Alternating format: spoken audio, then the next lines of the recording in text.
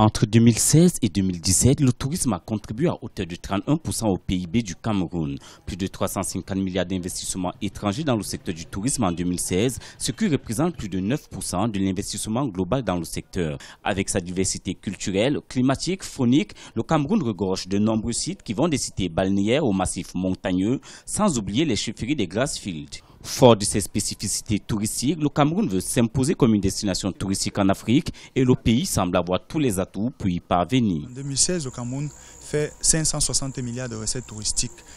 Ça tient en compte bien évidemment l'ensemble du secteur, c'est-à-dire les hôtels, c'est-à-dire des restaurants, c'est-à-dire les lieux de loisirs. 560 milliards de francs CFA, ça c'est les recettes générées. Qu'est-ce qui nous dit encore le rapport? Le rapport nous dit que le Cameroun, c'est plus de 800 sites touristiques enregistrés. Ça veut dire que sur l'ensemble du territoire national, on a des sites touristiques.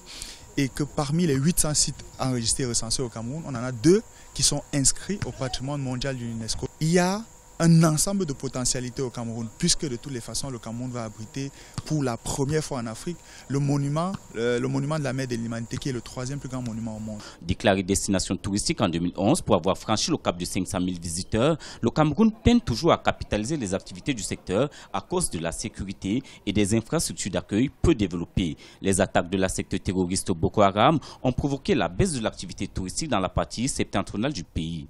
Le problème du terrorisme qui n'est pas spécifique au Cameroun, au niveau de la région de l'extrême nord. Mais il faut aussi dire que ce terrorisme-là, qui est concentré en ce moment dans la région de l'extrême nord, participe aussi à désengorger les d'autres régions, participe aussi à ramener les touristes dans d'autres régions, comme le tourisme culturel au niveau de la région de l'Ouest, vous comprenez, ou encore les cités balnéaires qui commencent encore à prendre de l'ampleur. Le deuxième frein, c'est le problème d'infrastructure.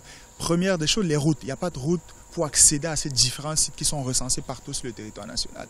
Au-delà des routes même, les sites aussi même qui existent ne sont pas complètement aménagés.